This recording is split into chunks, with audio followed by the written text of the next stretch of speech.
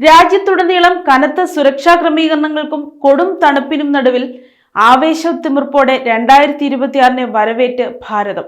2019 ശേഷമുള്ള ഏറ്റവും തണുപ്പേറിയ പകലിനാണ് തലസ്ഥാനമായ ഡൽഹി സാക്ഷ്യം വഹിച്ചതെങ്കിലും അതൊന്നും വകവയ്ക്കാതെ ജനലക്ഷങ്ങൾ തെരുവിലേക്കിറങ്ങി.